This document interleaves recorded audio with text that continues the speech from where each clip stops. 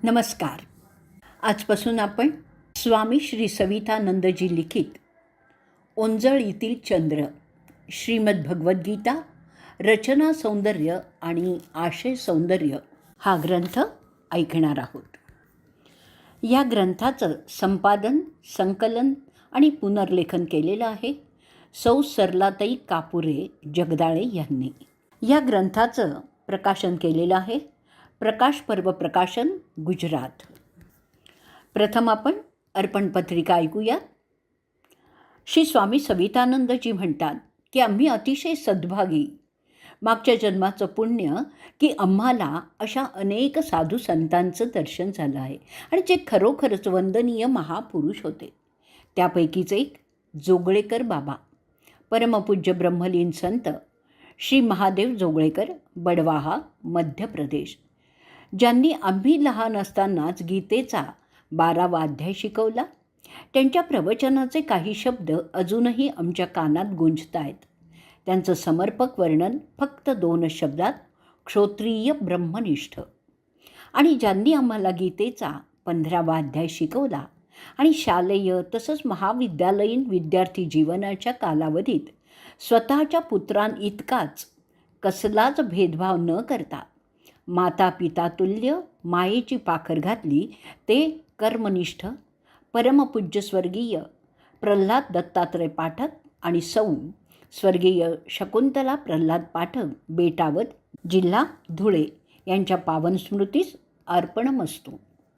स्वामी श्री सवितानंदजी. ह्याच भागात आपण प्रस्तावना पण ऐकणार आहोत. ही प्रस्तावना लिहिलेली आहे स्वामी गोविंद देवगिरी यांनी. गीतेचं चांदणं. श्री हरिही. स्वामी श्री सवितानंद यांचे ओंजळीतील चंद्र श्रीमद भगवद्गीता, रचना सौंदर्य आणि आशय सौंदर्य हा ग्रंथ खरोखरीच विविध सौंदर्यांनी वितरलेला आहे. मग त्यात भाषा सौंदर्य हे आकर्षक असून महर्षी व्यासमुनींनी उद्धृत केलेल्या असंख्य सौंदर्यपूर्ण विविध रंगी रांगोळींची अत्यंत कलात्मक पद्धतीने त्यांची गुंफण करीत भगवद्गीतेचा बहुआयामी रंगपूर्ण असा पटच वाचकांच्या हाती देत स्वामीजींनी मोठं गीता कार्य साधलेलं आहे. हे साधताना आपल्या या रमणीय ग्रंथाला ओंजळीतील चंद्र हे देखणं शीर्षक देऊन स्वतःच्या ठाई बसलेली रसात्मकता आणि लालित्य यांचा अनुपम प्रत्यय घडवलेला आहे. मूलतः भगवद्गीता हा ग्रंथ अक्षय आणि अक्षर असा आहे. ते त्यातील घटना आणि प्रसंग यामुळे नाही आहे, तर सामाजिक जीवनातील विविध पैलूंवर व्यासमुनींनी प्रतिपादन केलेली शब्दसुमनं मनाचा ठाव घेऊन वाचक आपली जीवन वाटचाल कशी सावध, सजग आणि संयम राखून करावी याचं सहज मार्गदर्शन लाभतं. समाजात तथाकथित कितीही विद्वान आणि बहुआयामी मंडळी असली तरीही ती महर्षी व्यासांच्या पुढे बालकच आहेत. आणि मग त्या महर्षींनी तेजोमय धवल अशा चंद्ररूपी भगवद्गीतेची केलेली मांडणी ही अनेक मंडळींनी आपल्या आवाक्यात ओंजळीत सामावण्याचा प्रयत्न करूनही त्याचे अनेक कंगोरे, त्याचे अनेक किनार या आपल्या इवल्याशा ओंजळीत सामावणं कदापिही शक्य नाही. तीच सल स्वामीजींना सतत टोचत असल्यामुळे त्यांनी फक्त गीतेतील रचना आणि आशय सौंदर्ययुक्त चंद्र आपल्या ओंजळीतून पकडून तो वाचकांच्या हाती सोपवलेला आहे. भगवद्गीतेबरोबरच रामायण ही देखील एक अजय अमर अशी कलाकृती आहेच आहे. परंतु या दोन्हीही कलाकृतींमधून सहजपणे लाभणारे संदेश म्हणजेच कर्तव्य आणि धर्म याबाबत महत्त्व विशद केलं जातं. त्यातही भगवद्गीतेमध्ये भगवान श्रीकृष्णांची प्रमुख भूमिका ही एखाद्या कॅलिडोस्कोपसारखीच आहे. जो जसा त्या व्यक्तिरेखेकडे बघेल तसंच भगवंत त्याला भावतात आणि तीच प्रतिमा हृदयपटलावर कायम स्थिरावते. अशा प्रकारे विविध रूपांनी घडवणारे भगवान श्रीकृष्णांचं दर्शन हे सामाजिक साहित्याच्या विविध दालनातून वाचकाला फिरवून आणताना रचना सौंदर्य आणि आशय सौंदर्याचं विलोभनीय दर्शन घडतं. त्या दर्शनाने व्यक्ती मोहात पडताना 18 अध्यायातील प्रत्येक अध्यायात दिसणारं दर्शन हे चढत्या श्रेणीतील असून त्याचा आस्वाद घेण्यासाठी मन आतुर आणि उत्सुक होतं. हेच व्यासांच्या लेखणीचं सामर्थ्य आहे, हे मानायलाच पाहिजे. सर्वसामान्य मनुष्य जर या व्यक्तिरेखा आणि कथावस्तूंच्या सहजपणे प्रेमात पडून त्यातील साहित्यानंदाचं गुणगान गातो, तर मग स्वामी सवितानंदांसारखे बहुआयामी व्यक्तिमत्व त्या कथावस्तूच्या परिशीलनाने नेमके बारकावे, सौंदर्यस्थानं यामुळे प्रमोदित होणं साहजिकच आहे. त्यासाठी लागणारी सौंदर्यदृष्टी स्वामीजींच्या लेखन आणि वक्तव्यातून अनेकांनी अनुभवलेली आहे. वाचक किंवा श्रोते यांच्याशी संवाद साधण्यासाठी लागणारा एक विशेष गुण म्हणजेच निरीक्षणानुसार सुलभ, सहज आणि सालंकृत असं प्रकटीकरण ही किमया स्वामी सवितानंदांना लाभलेली आहे. त्यामुळेच त्यांच्या या ओंजळीतील चंद्रामधून स्वामीजींचं ललित लेखक म्हणून घडणारं दर्शन या ग्रंथाच्या यशाचं मूळ गाभा मानायला पाहिजे. भगवद्गीतेसारख्या ग्रंथावर लेखन करताना त्यातील सौंदर्य टिपताना उदात्त सौंदर्यदृष्टी, जाणीव आणि अचूक सौंदर्य स्थळाचं स्थान ज्ञात असल्याशिवाय ग्रंथपूर्तता होणं अशक्यच आहे.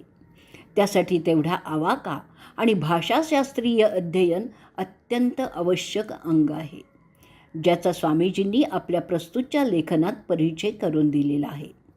रचना सौंदर्य आणि आशय सौंदर्य यातील रचना आणि आशयापेक्षा वेगळ्या दृष्टीने स्वामींनी दर्शवलेलं सौंदर्य म्हणजेच व्यासांनी प्रसंग, घटना, वातावरण या सर्वांना अनुकूल अशी भगवान श्रीकृष्णांची विविध नावं प्रस्तुत करून समयोचितता साधलेली आहेचे, पण त्यातील बारकाव्यांचं अचूक निवेदन स्वामीजींनी आपल्या संपूर्ण ग्रंथात करून भगवद्गीतेच्या सखोल अध्ययनाचं मार्मिक दर्शन घडवलेलं आहे. स्वामीजी बहुआयामी गुणांमुळेच प्रस्तुतचा ग्रंथ विलोभनीय आणि आगळावेगळा ठरतो.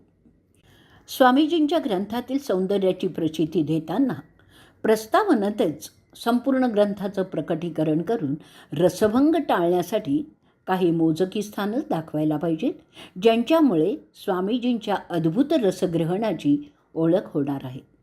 आमच्या ऋषीमुनींचं हृदय कृतज्ञतेने भरलेलं होतं, म्हणून त्यांनी कृतज्ञता व्यक्त करण्यासाठी पाऊस पाडणाऱ्या निसर्ग शक्तीलाही देवता मानलेला आहे. वरुण देवता, इंद्र देवता ऋषींना कळत होते, या पृथ्वीवरचं जीवन सूर्यामुळे आहे, म्हणून त्यांच्यासाठी सूर्य अग्नीचा गोळा नव्हता. आकाशात दिसणाऱ्या सूर्याच्या पलीकडे चर्मचक्षूंना न दिसणाऱ्या दिव्य सूर्याकडे पाहणारे ज्ञानचक्षू त्यांच्याजवळ होते आणि म्हणून तोही त्यांना ईश्वर स्वरूपच होता.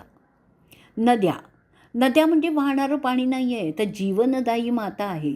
हे पृष्ठ क्रमांक 48वर आहे.